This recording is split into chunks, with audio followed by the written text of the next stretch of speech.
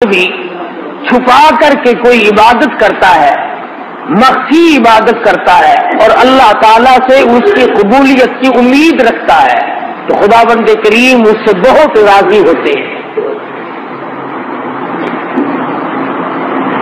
الذین ينفقون اموالهم باللیل والنہار سرا وعلانیۃ فلہم اجرہم عند ربہم، دونوں چیزیں صاف ہیں۔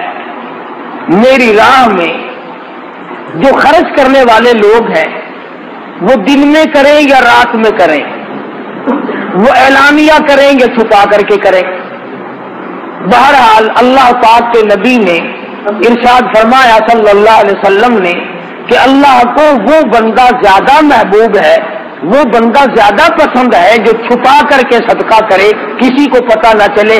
اس میں ایک فائدہ یہ ہے کہ آدمی ریاکاری سے بچ جاتا ہے، اور ریاکاری بہت بڑی بیماری ہے۔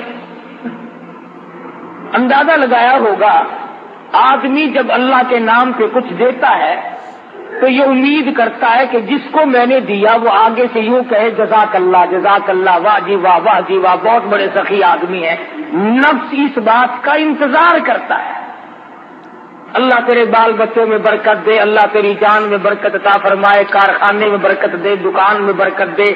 کان سننے کے لیے منتظر ہوتا ہے کہ یہ لفظ اس کے منہ سے نکلے جس کو میں نے خیرات دی ہے، حالانکہ اس کی زبان کے بجائے اگر اس کا دل بولے گا تو وہ زیادہ اللہ کے یہاں پسندیدہ ہے۔ مولانا محمد قاسم صاحب نانوتوی رحمۃ اللہ علیہ فرماتے ہیں کہ گرمیوں میں کسی کو ٹھنڈا پانی پلاؤ، تجھے کہنے کی ضرورت ہی نہیں پڑے گی کہ میرے لیے دعا کر دو، اس کی اکڑیاں بول اٹھیں گی خدا تیرا بھلا کرے، اس کا انگ انگ بول اٹھتا ہے۔ پیاسے کو پانی ملے گا، اس کی اکڑیاں دعائیں دیں گی، بھوکے کو روٹی ملے گی، اس کی اکڑیاں دعائیں دیں گی، ننگے کو کپڑا ملے گا، اس کا دل دعائیں دے گا۔ پریشان حال کی جب مدد کرو گے وہ تمہاری سامنے کہے یا نہ کہے، بلکہ بہتر یہ ہے کہ تو سویا ہوا ہو اور وہ تیرے لیے سر سجدے میں رکھ کر دعا کرے، یا اللہ فلاں بندے نے میرے ساتھ سلوک کیا تو اس کا بھلا کرے۔ سفیان ثوری رحمت اللہ علیہ کے ساتھ سلوک کرتا تھا یحییٰ برمکی، بادشاہ وقت تھا، 1000 روپیہ مہینہ دیا کرتا تھا اللہ والے کو خرچ کے لیے۔ سفیان ثوری رحمت اللہ علیہ تہجد کے وقت سر سجدے میں رکھ کر دعا کرتے تھے، الہی یحییٰ برمکی نے میرے پیٹ کی کفالت کی، میری دنیا کی کفالت کی، میری دنیا کی ضروریات میں کام آیا، اور پروردگار عالم میں اس کے لیے دعا کرتا ہوں تو اس کی قبر کی کفالت فرما۔ سفیان ثوری رحمت اللہ علیہ جیسا ولی قطب اور ابدال زمانے کا دعا کرتا، الہی میدان حشر میں ولا تزر وازرۃ وزر اخری، جب کوئی کسی کی کام نہ آئے اور حالات یوں بن نکلے، یوم یفر المرء من اخیہ وامہ وابیہ وصاحبتہ وبنیہ، اما ابا بیوی اولاد کوئی بھی کسی کے کام آنے کے لیے تیار نہیں۔ سفیان ثوری رحمت اللہ علیہ سر سجدے میں رکھ کر دعا کرتے، الہی یحییٰ برمکی کی قیامت میں کفالت فرما۔ فرمایا الذین ينفقون اموالهم باللیل سرا وعلانیۃ فلہم اجرہم عند ربہم ولا خوف علیہم ولا ہم یحزنون۔ چھپا کر اللہ کے نام پہ خرچ کرو، اعلانیہ طور پر خرچ کرو، اللہ فرماتے ہیں اس کے لیے بہت بڑا اجر ہے، اور اس کو چاہیے کہ وہ اللہ کی ذات پر یقین کرے۔ مگر دوستو یہ سارے کا سارا معاملہ اپنے ہاتھ کے ساتھ لگا ہوا ہے۔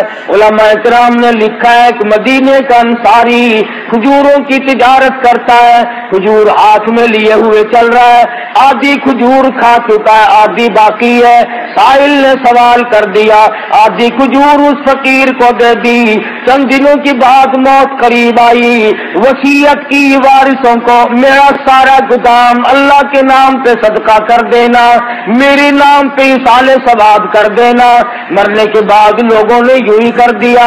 کسی نے خواب میں دیکھا، پوچھا بتا کیا گزری، کہنے لگا یہاں کا معاملہ بالکل نرالا ہے، یہاں کی کاروبار بالکل نرالے ہیں، اور کہنے لگا رب اکبر کی قسم جتنا اجر، جتنا ثواب، جتنی جزا مجھے آدھی کھجور کی ملی اتنا پورے گدام کا نہیں ملا۔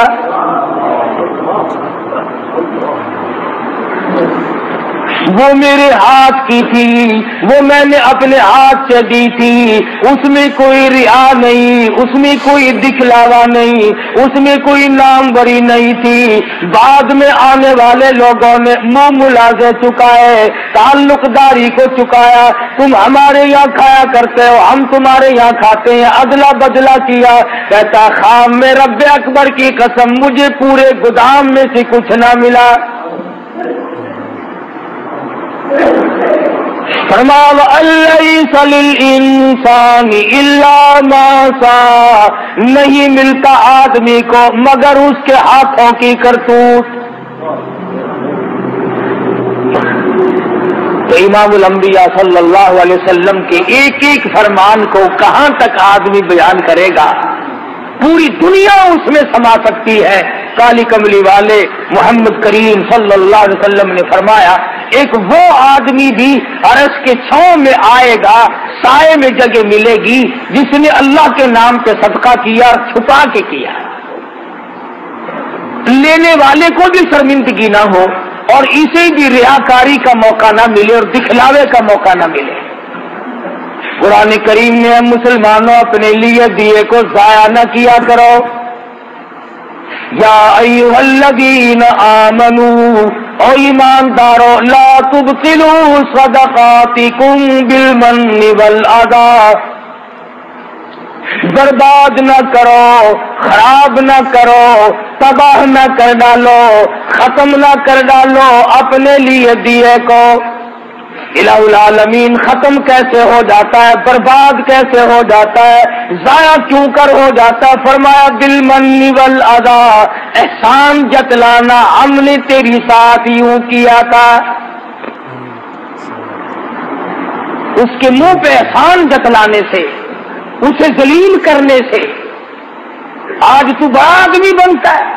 کل ہم تجھے زکات دیا کرتے تھے، یاد کر فلاں وقت میں میں نے تجھے کرتا پہنایا تھا، یاد کر فلاں وقت میں ہم نے تیرے ساتھ یوں سلوک کیا تھا۔ اللہ کا قرآن کہتا ہے، خدا بند کریم فرماتے ہیں جب تو اس کو مینا مارتا ہے، اللہ فرماتے میرے بندے کا کلیجہ اکٹھا ہو جاتا ہے، اسے تکلیف ہوتی ہے، اور کسی بندے کو تکلیف دینا میرے یہاں جائز نہیں، اللہ کریم فرماتے ہیں۔ سب سے بڑی عبادت، سب سے بڑی نیکی، شیخ العرب والعجم حضرت مولانا سید حسین احمد صاحب مدنی نور اللہ مرکزہ، اللہ تعالیٰ کی کروڑہ رحمت نازل ہو اس مرد مجاہد کی قبر مبارک سے آمین کہو۔ حضرت والا کی خدمت میں 16 مہینے رہنے کا اتفاق ہوا، جوتیوں میں بیٹھا ان لوگوں کی، بڑے بڑے عالم تشریف لاتے تھے، ہندوستان کے بھی اور دوسرے ملکوں کے بھی، اور حضرت والا سے وظیفہ پوچھتے تھے کہ کچھ بتائیں ہمیں، آپ ایسا وظیفہ کریں جس سے نیک بن جائے۔ سبحان اللہ، اس وقت مجھے سمجھ نہیں آتا تھا، میرا بچپن تھا، اب قدر ہوتی ہے۔ فرمایا کرتے تھے سب سے بڑا وظیفہ یہ ہے کہ کسی کو ستاؤ مت، ہندو ہو، مسلمان ہو، مرد ہو، عورت ہو، حتیٰ کہ جانور ہو، جاندار کوئی بھی ہو، کسی کو دکھ مت دو۔ اور اگر آپ سوچیں تو یہ بہت مشکل وظیفہ ہے، یہ ورد بڑا مشکل ہے۔ تسبیح پھیرنی آسان ہے، نفل پڑھنے آسان ہے، لیکن اس وظیفے پہ عمل کرنا بڑا مشکل ہے کہ آدمی اپنے آپ کو بتائے کہ کسی کو ستانا نہیں، کسی کو پریشان نہیں کرنا۔ میں نے آپ سے قرض لے لیا کہ 1 مہینے میں دوں گا، آپ میرے پیچھے پھر رہے ہیں، سال گزر گیا، یہ ستانا نہیں۔ میں نعوذ باللہ کسی کی دھی بیٹی کے بارے میں غلط خیال کرتا ہوں، یہ کسی کی آبرو کو ٹکر، یہ کسی کو ستانا نہیں۔ تمام صورتیں اس میں داخل ہیں، سفر میں، حضر میں، گھر میں، کاروبار کرنے میں، ساری زندگی میں اگر آپ سوچیں تو یہ مسئلہ بڑا مشکل ہے کہ آدمی دوسرے کو تکلیف نہ دے۔ ہمارے یہاں تو سارے تکلیف دے کر کے کام بنتے ہیں، جب تک دوسرے کو تکلیف نہ دو اس وقت تک آدمی کی بڑھاس نہیں نکلتی۔ اور ہمارے ملک کے لوگوں کا مزاج بن گیا، مجبور سے کماؤ، جتنا زیادہ مجبور دیکھو اتنا زیادہ کماؤ۔ اڈوں پہ جا کے دیکھو، اسٹیشنوں پہ جا کے دیکھو، وہ لوٹ کھسوٹ ہے، وہ گند دکھتا ہے، وہ مسافر اتنا مجبور ہے کہ اللہ پاک نے ترس کھا کر سنتیں معاف کر دی، نفل معاف کر دیے، فرض نماز بھی آپ بھی معاف کر دی۔ اللہ میاں جانتا تھا کہ سفر بڑی تکلیف دہ چیز ہے، مسافر پر اللہ میاں نے ترس کھا کر سنتیں معاف کر دی، نفل معاف کر دیے، آدھا فرض معاف کر دیا، مگر مسلمان کہتا ہے کہ ان مسافروں کی جیب کاٹو، ان مسافروں کو ننگا کر دو، ان مسافروں سے جو کچھ بھی ہے وہ یہیں پر کھینچ لو، کسی اسٹیشن پر جا کے دیکھ لو، تمام چیک کرنے والے لوگ مر گئے، قبروں میں چلے گئے۔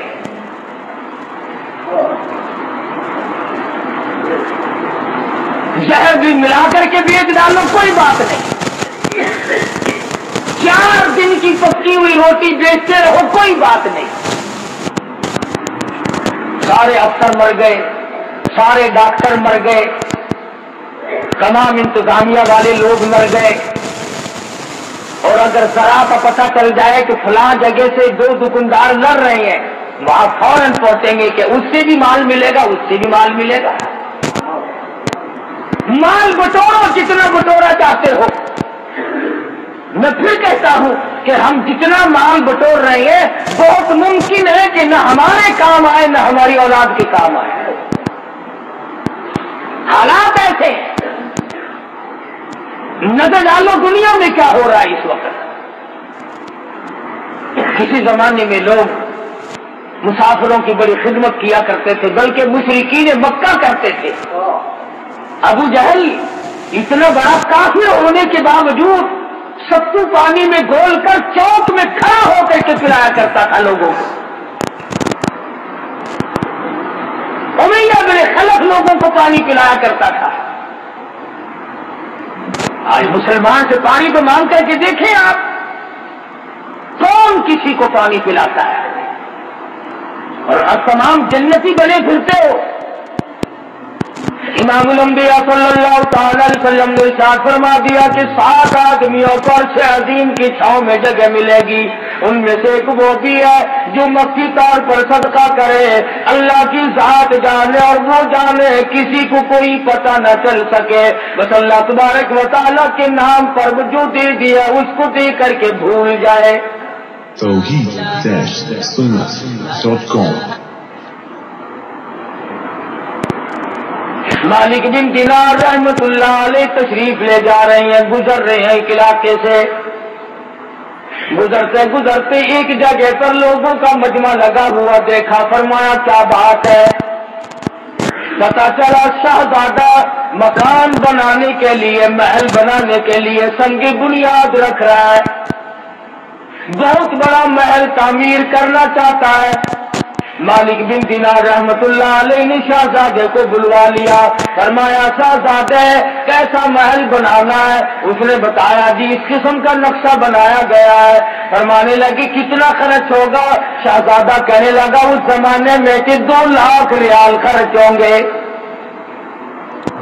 मालिक बिन दिनार रहमतुल्लाह अलैह फरमाने लगे बहुत मुमकिन है कि इस महल के बनते बनते तेरी मौत आ जाए, बहुत मुमकिन है ये बनकर तैयार हो जाए फिर तेरी मौत आ जाए, तू इसमें आयुष भी न रख सके, तू इसकी चमक धमक को देखने भी न पाए, बहुत मुमकिन है कुछ दिनों आयुष करने के बाद अफसोस करता हुआ और हजरत के हाथ मलता हुआ दुनिया से चला जाए।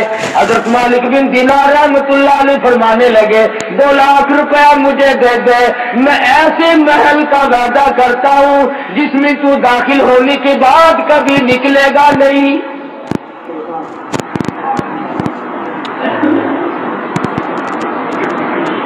हमेशा हमेशा के लिए उस महल में रहेगा और उस महल के आगे बड़े बाग बगीचे होंगे, बड़ी बड़ी नहरें होंगी, बहुत आला किस्म का बाग और बगीचा और गुलशन महल होगा, हमेशा हमेशा के लिए तेरा रहेगा, न तेरी मौत आएगी न तुझसे वो महल छूटेगा।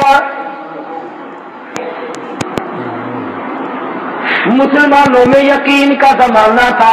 शहजादा कहने लगा मैं बिल्कुल आपको सारा रुपया दे देता हूँ, मगर हमारे यहाँ दस्तूर है जब कोई मुआवजा हो, जब कोई लेन देन किया जाए तो जान बहन के दस्तखत होनी चाहिए, लिख पर होनी चाहिए। मालिक बिन दिनार रहमतुल्लाह अलैह ने कागज निकाला और लिख दिया मैं अल्लाह पाक जल्ले जलालहू की तरफ से वादा करता हूँ शहजादे से कि जन्नत में एक महल मिलेगा।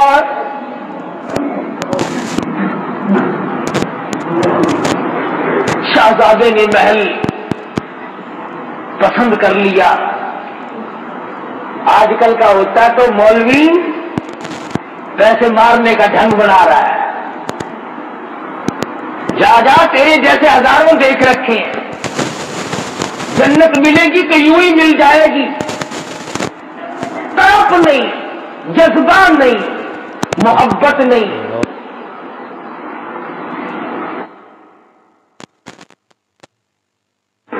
शहजादे ने 2 लाख रुपया उठा करके मालिक बिन दिनार रहमतुल्लाह अलैह के हवाले कर दिया और वो लिखा हुआ कागज जो था वो खुद संभाल लिया और मकान बनाने का इरादा तर्क कर दिया। वो भी अल्लाह वाले थे, ये हमारे जमाने जैसे तो थे नहीं। मालिक बिन दिनार रहमतुल्लाह अलैह ने उसी वक्त ऐलान कर दिया कि जितने फकीर मोहताज यतीम बेवा मसाकीन हो आ जाओ सारे, मालिक बिन दिनार खैरात तकसीम कर रहा है। उलमा ने लिखा है सुबह से लेकर शाम तक मालिक बिन दिनार रहमतुल्लाह अलैह के पास रोजा इफ्तार करने के लिए एक खजूर भी बाकी न थी। तमाम का तमाम अल्लाह के राह में खर्च कर दिया, खाद लोगों को दे दिया। मुरीद कहने लगा हजरत जी शाम का रोजा किस चीज से उतारोगे? फरमाया तूने उस वक्त न बताया, 1 टका रख लेते 2 खजूरें आ जाती, अब तो खत्म है मामला। अल्लाह गनी सैयदा आयशा सिद्दीक़ा रज़ी अल्लाह ताला अन्हा को फारूक आज़म रज़ी अल्लाह ताला अन्हु ने 12 महीने का खर्च 12,000 रुपया यकदम भेजा। साल का खर्चा हमारी माँ के लिए आयशा सिद्दीक़ा रज़ी अल्लाह ताला अन्हा के लिए फारूक आज़म रज़ी अल्लाह ताला अन्हु ने भेजा। जब खादमा ने गठरी ला के रखी, अल्लाह गनी उम्मुल मोमिनीन फरमाने लगी मेरे और इस दौलत के दरमियान कपड़ा लटका दे, मुझे ये दौलत देखते हुए भी शर्म आती है।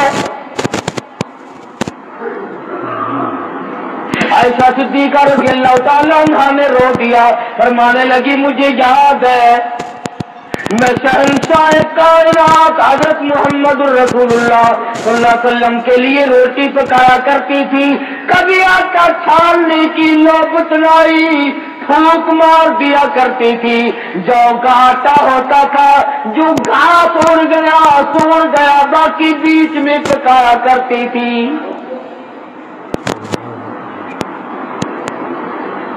और फरमाती है जैतून के तेल का डब्बा घर में रखा था, वो खत्म हो चुका था, उसकी तलछट बाकी थी, नीचे जरा सी गांठ बाकी थी, मैल कुचैल सा लगा हुआ था। ऐसा सिद्दीका फरमाती है मैंने जौ की रोटी पे वो मैल कुचैल सा चुपर दिया। मदनी करीम सल्लल्लाहु अलैहि वसल्लम ने फरमा रहे थे और फरमाने लगे आयशा क़यामत में इस नियामत का भी सवाल किया जाएगा।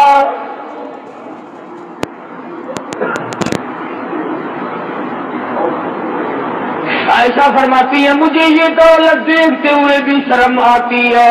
मेरे आका ने बड़ी तंगी की जिंदगी बसर फरमाई। 3-3 दिन के फाके, 4-4 दिन के अमूमन फाके जाया करते थे। बहरैन से माल गनीमत आया, सारा दिन सरकार मदीना सल्लल्लाहु अलैहि वसल्लम ने सोना चांदी तकसीम फरमाया। और शाम को हाल ये है, ऐसा फरमाती है हुजूर ने मुझसे पूछा घर में कोई खाने की चीज है कि नहीं, मैंने अर्ज कर दिया अल्लाह का नाम बाकी है। ऐसा फरमाती है सरकार मदीना ने मुझसे पूछ कर भूख की हालत में नियत बांध ली। किस तरह से जिंदगी गुजारी है मोहम्मद मदनी सल्लल्लाहु अलैहि वसल्लम। दूसरों के लिए सीमो जरो गोहर तकसीम हो रही है और अपना हाल ये है कि चूल्हे में आग नहीं जलती, कपड़ा पूरा नहीं है और फिर शिकायत कभी नहीं। अल्लाह मियां ने खुद पूछा ऐ मेरे महबूब अगर आप फरमाए ये ओहद पहाड़ सोने का बना दूं, जहां आप जाया करेंगे ये आपके साथ साथ चला करेगा। अर्ज किया और मेरे परवरदिगार मैं फकीरी में राजी हूं, मैं इस फकीरी में राजी हूं सल्लल्लाहु अलैहि वसल्लम।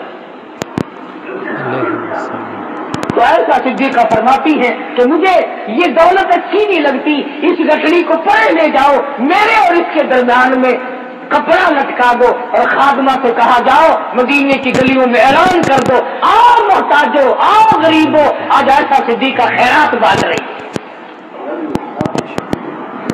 12 महीने का खर्च है, साल भर का खर्चा आया है।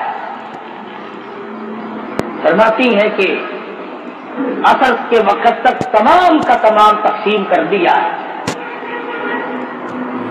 खादमा कहती है शाम का वक्त जब आया ऐसा सिद्दीका रज़ियल्लाहु ताला अन्हा के पास रोजा इफ्तार करने के लिए खजूर का दाना कोई नहीं, रोटी नहीं, खाने पीने की कोई भी चीज मौजूद नहीं। खादमा कहने लगी आपने कुछ थोड़े से 2-4 आने रख लिए होते, अब फाके से बैठी हो पानी पी कर बैठ गई हो। रो के फरमाने लगी तू नहीं जानती इमामुल अंबिया सल्लल्लाहु अलैहि वसल्लम का यही तर्क अमल था और यही हुजूर की वसीयत और नसीहत है, जो दौलत की तरफ पड़ेगा आखिरत बर्बाद हो जाएगी। मालिक बिन दिनार रहमतुल्लाह अलैह ने लिख करके दिया, दौलत रुपया पैसा 2 लाख साहबजादे से ले लिया, सारे का सारा दिन भर में तकसीम कर दिया। तीसरे दिन या चौथे दिन, तीसरे चौथे रोज तहज्जुद के लिए मालिक बिन दिनार रहमतुल्लाह अलैह जो मुसल्ले पे खड़े होने लगे तो पैरों में अंधेरे में कागज लगा। सच्चा तेरा नबी सच्चा, तेरा खुदा सच्चा, मैंने जन्नत में अपना महल पा लिया, मुझे वो महल मिल गया जिस महल के लिए तुमने वादा किया था।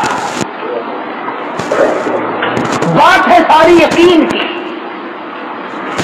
तो हुजूर अकरम सल्लल्लाहु अलैहि वसल्लम ने इरशाद फरमाया कि 7 आदमियों में से एक वो भी अर्श अजीम के साए में होगा, छांव में होगा, जो सदका और खैरात छुपा के करता है और इस नीयत से करता है कि बस अल्लाह जाने और मैं जाने। कुरान करीम में اللہ کی راہ میں خرچ کرنے کی بہت بڑی فضیلت آئی ہے. اور ایک اور چیز خاص طور پر جو ہمیں کھٹکتی ہے اس کی بھی وضاحت فرمائی. فرمایا آ کے کرتا ہے اور اس نیت سے کرتا ہے کہ بس اللہ جانے اور میں جانوں. قرآن کریم میں اللہ کی راہ میں خرچ کرنے کی بہت بڑی فضیلت آئی ہے. اور ایک اور چیز خاص طور پر جو ہمیں کھٹکتی ہے اس کی بھی وضاحت فرمائی. فرمایا الشیطان یعدکم الفقر. شیطان تمہیں یہ کہتا ہے کہ اگر تم نے یوں ہی لینے دینے کا سلسلہ جاری رکھا تو کل کو تم خود تنگ ہو جاؤ گے, کلاش ہو جاؤ گے, کنگال ہو جاؤ گے, تمہارے پاس کچھ نہیں رہے گا اگر تم نے یوں ہی سلسلہ جاری رکھا. الشیطان یعدکم الفقر ویأمرکم بالفحشاء. جب بھی تم اللہ کے نام پہ صدقہ کرو گے, خیرات کرنا چاہو گے, کسی مسکین اور محتاج کو دینا چاہو گے, کسی عزیز اقربا یتیم بیوہ کے ساتھ سلوک کرو گے, کسی ہمسایہ غریب کے ساتھ سلوک کرو گے, شیطان تمہیں فوراً کہے گا تھوڑا دے تھوڑا دے. اگر یوں ہی تو دیتا رہا تو ننگا ہو جائے گا. اللہ میاں فرماتے ہیں شیطان کا یہ وعدہ ہے اور میں تجھے وعدہ دیتا ہوں واللہ یعدکم مغفرۃ منہ وفضلا. شیطان تجھے فقر کا وعدہ دیتا ہے, غریبی یاد دلاتا ہے, تو ننگا ہو جائے گا. مقابلے میں خدا وعدہ کرتا ہوں بخشش کا اور بڑھاوے کا, زیادتی کا. تو میرے نام پہ دیتا جا, میں بڑھاتا چلا جاؤں گا. واللہ یعدکم مغفرۃ منہ وفضلا. اللہ میاں فرماتے ہیں واللہ واسع علیم. میں بہت دینے والا ہوں, میرے خزانے میں کوئی کمی نہیں. اللہ فرماتے ہیں میں اب دیکھوں گا, ایک طرف تو میرا وعدہ ہے, ایک طرف شیطان کا وعدہ ہے. میں دیکھوں گا اب تو میرا کہنا مانتا ہے, یہ شیطان کا کہنا مانتا ہے. سارے مسائل ریاض سے دکھلاوے سے بچانے کے لیے ہیں. امام غزالی رحمت اللہ علیہ نے اپنی کتاب میں لکھا ہے توحید-sunnah.com کہ ایک جگہ پر ایک درخت تھا, لوگ اس کی پوجا کرنے لگے. جیسا کہ ہمارے ملک میں بھی رواج ہے, فلاں جگہ جو جان ہے بڑا برکت والا ہے, فلاں پیپل بڑا برکت والا ہے, فلاں بڑا برکت والا ہے. لوگوں میں چرچا ہو نکلتا ہے, پھر ملک بھر سے عورت مرد اس کی زیارت کے لیے ٹوٹ پڑتے ہیں. امام غزالی رحمہ اللہ نے لکھا ہے کہ ایک جگہ پر ایک درخت تھا جس کی پوجا پاٹ شروع ہو گئی اور خوب چل پڑی. وہاں ایک عابد رہتا تھا اللہ والا. اس کو جب پتا چلا تو وہ کلہاڑا لے کے چلا اس کو کاٹنے کے لیے کہ لوگ شرک کی بیماری میں پڑ گئے, تباہ ہو گئے. میں اس درخت کو ہی کاٹتا ہوں, نہ رہے گا بانس اور نہ بجے گی بانسری, لہذا شرک بند ہو جائے گا. تو راستے میں شیطان آدمی کی شکل بنا کے ملا. وہ کہنے لگا صوفی جی کہاں چلے؟ لگا درخت کو کاٹوں گا جس پر لوگ منتیں مان رہے ہیں, شرک ہو رہا ہے خدا کی ذات کے سوا.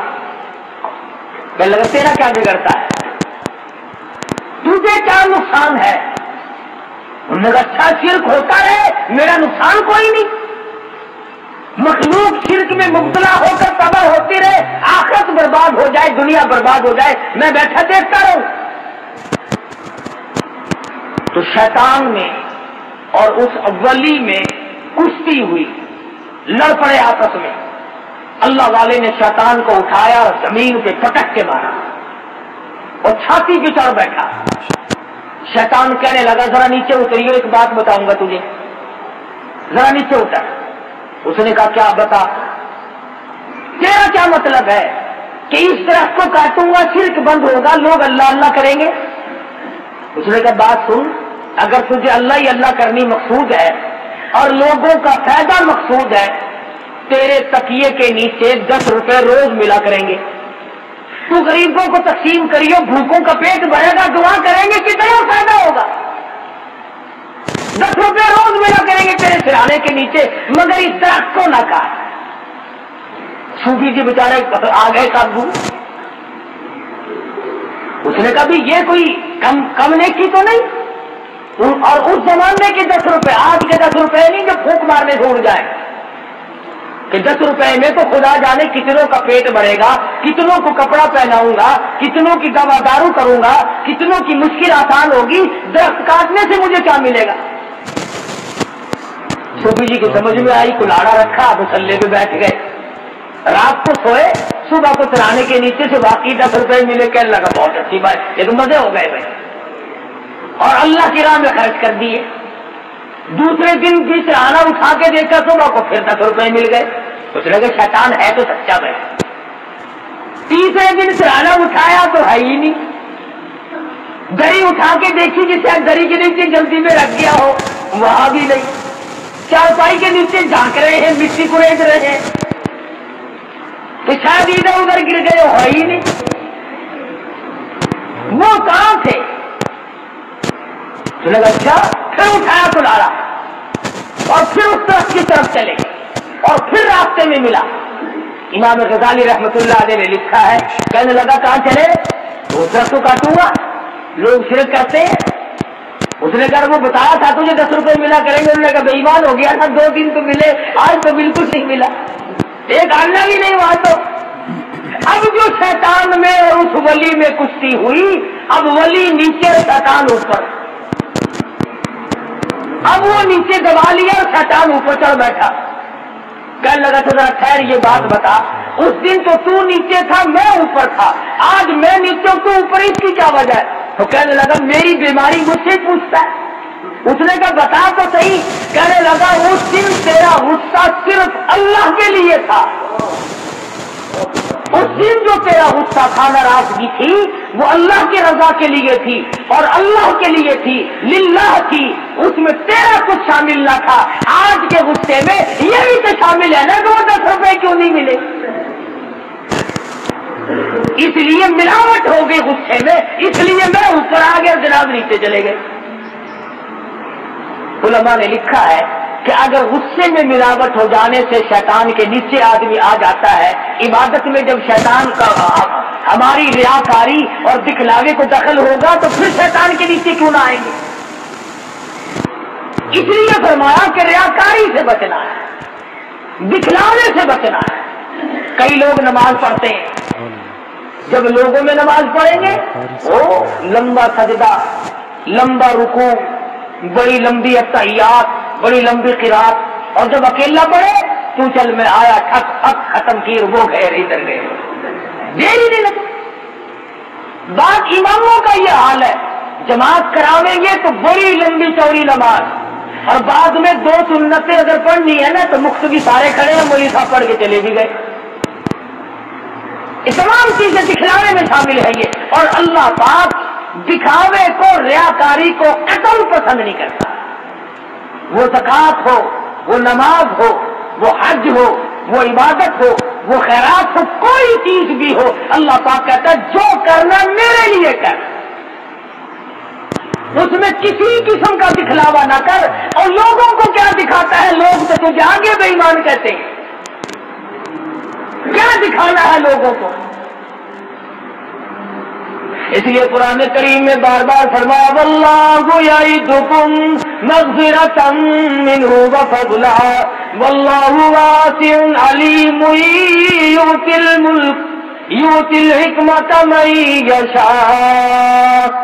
اور لوگوں میں خدا وعدہ کرتا ہوں جو میرے نام پر تم خرچ کرو گے، میں مالک تو میں ہی ہوں، بیماری پہ خرچ کرا دوں گا، مقدمے پہ خرچ کرا دوں گا، پریشانیوں میں خرچ کرا دوں گا، فضولیات میں خرچ کرا دوں گا، سینما تھیٹر تماشوں پہ خرچ کرا دوں گا۔ اور اگر تم صرف لوجہ اللہ کرو گے، فرمایا واللہ یعدکم مغفرۃ منہ وفضلا، سب سے پہلے تو میری طرف سے بخشش کا وعدہ ہے۔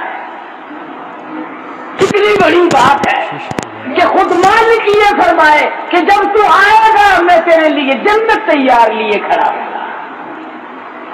بڑی اچھی بات کہی، کہتا کہ ان سے تھوڑی سی لگاوٹ حشر میں کام آ گئی، ان سے تھوڑی سی لگاوٹ حشر میں کام آ گئی، مغفرت ہے جستجو میں میرے گھبرائی ہوئی، بخشش تلاش کرتی ہے۔ کیا مزے کی بات ہے، امام الانبیاء صلی اللہ تعالی علیہ وسلم آواز دیں، خود اللہ پاک کی طرف سے اعلان ہو، آؤ وہ لوگ، کہاں گئے وہ لوگ جو اپنی ضروریات میں سے نکال کر، اپنے خرچے میں سے نکال کر میرے نام پر دیا کرتے تھے، جن کا یہ خیال تھا کہ ہم اس کا بدلہ اللہ سے حاصل کریں گے۔ فَلَهُمْ أَجْرُهُمْ عِنْدَ رَبِّهِمْ وَلَا خَوْفٌ عَلَيْهِمْ وَلَا هُمْ يَحْزَنُونَ۔ اتنا کرنے والے لوگ تھے، کیا بتاؤں کہ گزشتہ زمانے کے لوگوں نے کس کس طریقے سے کمائی کر کے اپنی آخرت کو بنایا۔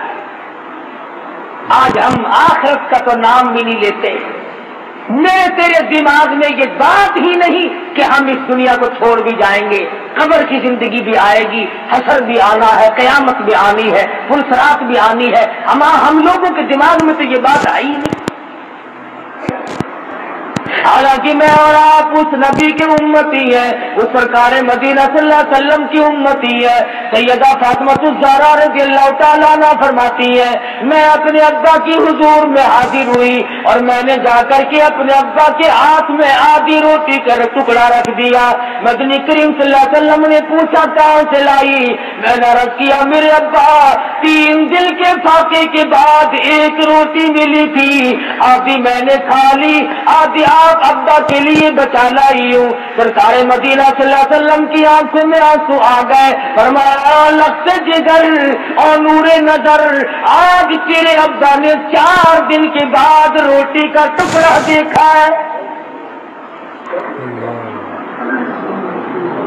اس تنگی سے، اس رسرت سے، اس پریشانی سے زندگی گزاری اور آمدن گزاری۔ یہ نہیں کہ حضور مجبور تھے، اللہ نے بار بار پوچھا ہے، کہو تو دولت کے انبار لگا دو۔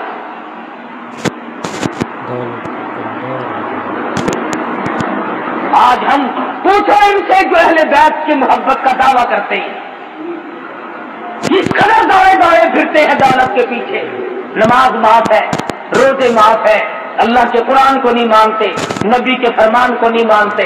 آؤ میں تمہیں بتلاؤں کہ اہل بیت کی محبت ہم کرتے ہیں یا تم کرتے ہو۔ سرکار مدینہ صلی اللہ علیہ وسلم تشریف لائے، لخت جگر کے دروازے پہ فاطمہ الزہرا کے مکان پر دروازے پہ کھڑے ہو کر فرمایا بیٹی میں گھر میں آؤں، داخل ہو سکتا ہوں؟ اندر سے آواز آئی پہلے تشریف لانے سے پہلے اپنی چادر اندر پھینک دو، اپنی چادر اندر پھینک دو۔ حضور اکرم صلی اللہ علیہ وسلم نے چادر پھینکی، اندر تشریف لائے، فرمایا بیٹی کیا ہوا؟ رو کے عرض کرنے لگی ابا اتنا کپڑا نہیں ہے بدن کو چھپا، اتنا کپڑا میرے پاس موجود نہیں کہ پورا بدن چھپا سکوں، شرم کے مارے آپ کی چادر مانگ لی کہ ابا کے سامنے ننگی کیسے آ۔ یہ ہے مدنی کریم صلی اللہ علیہ وسلم کی بیٹی کا اسوہ حسنہ، اور یہ ہے اس کی زندگی جس کا نام لے کر آج بدماشی پھیلائی جا رہی ہے، جس کا نام لے کر آج دولت سمیٹی جا رہی ہے۔ اگر نبی کی بیٹی سے محبت کرتے ہو تو آؤ، پھر کیوں مارے پھرتے ہو؟ کیوں تم نے رات دن چکر بازی بنا رکھی ہے؟ سود نہیں چھوڑتے، نبی کی بیٹی کے پاس بدن چھپانے کے لیے کپڑا نہیں، اور تو سور کھا رہا ہے، سود کھا رہا ہے۔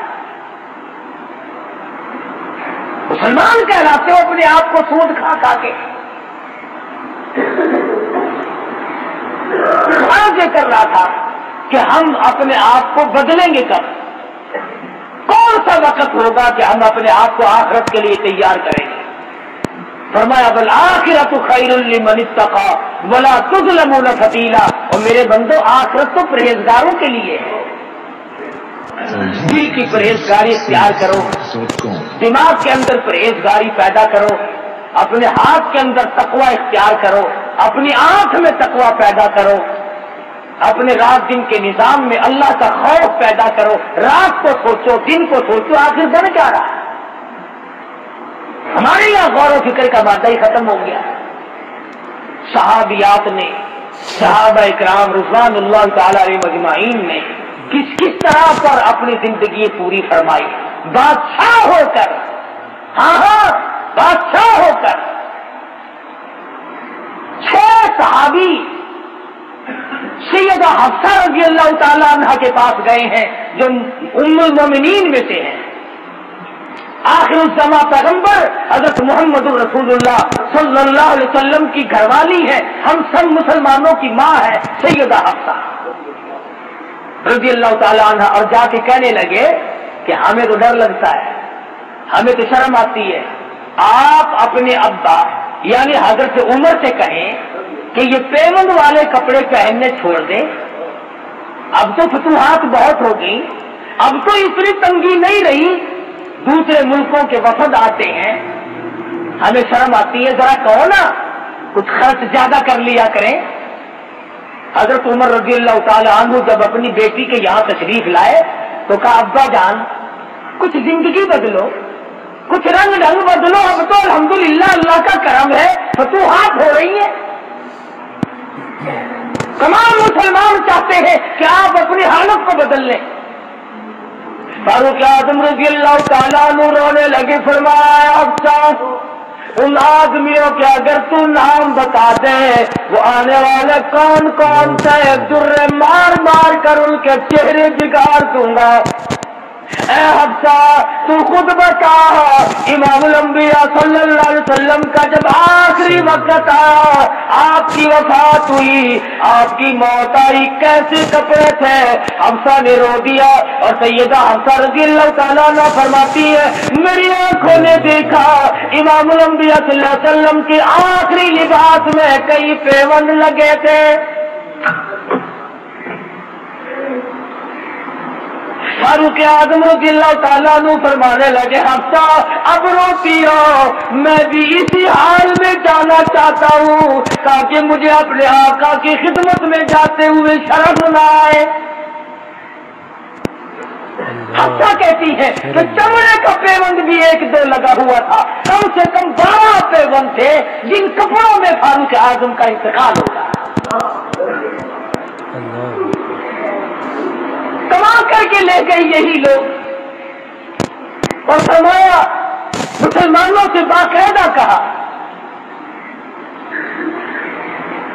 कि तुम मेरी तजहीज़ तकफीन पर कोई खर्च ना करना। ऐसे भी तो लोग थे। एक बुजुर्ग है, बहुत बड़े मुहद्दिस हैं, इमाम बुखारी रहिमहुल्लाह के भी उस्ताद हैं, हदीस शरीफ लिखते थे, फाउंटेन पेन उस जमाने में थे नहीं, कलम थी, कलम तराशते थे, छीलते थे, वो छिलका एक पीपे में इकट्ठा करते थे। जब आखिरी वक्त आया तो फरमाया, मेरे गुस्ल का पानी इस छिलके से गर्म करना जिससे मैंने कुरान लिखा, हदीस शरीफ लिखी। पूछा क्यों? रो दिया। फरमाया, निजात का बहाना बनाना चाहता हूं, इस छिलके से मेरे गुस्ल का पानी गर्म कर लेना जिससे मेरा आखिरी गुस्ल दोगे, ताकि मैं ये अर्ज कर सकूं कि ऐसे छिलके का पानी से गुस्ल करके आया हूं जिससे तेरे महबूब सल्लल्लाहु अलैहि वसल्लम की मैं हदीस लिखा करता था। क्या क्या बहाने लोगों ने बनाए हैं अपनी निजात के। उलमा ने लिखा है, एक आदमी ने सुना था कि अल्लाह पाक सफेद दाढ़ी से शर्म फरमाते हैं, मरने लगा, आखिरी वक्त आया, काली दाढ़ी थी, रो के कहने लगा, मेरी दाढ़ी सफेद कर दो ताकि मेरा भी काम बन जाए। उलमा ने लिखा है, मरने के बाद किसी ने ख्वाब में देखा, पूछा बता क्या गुजरी, कहने लगा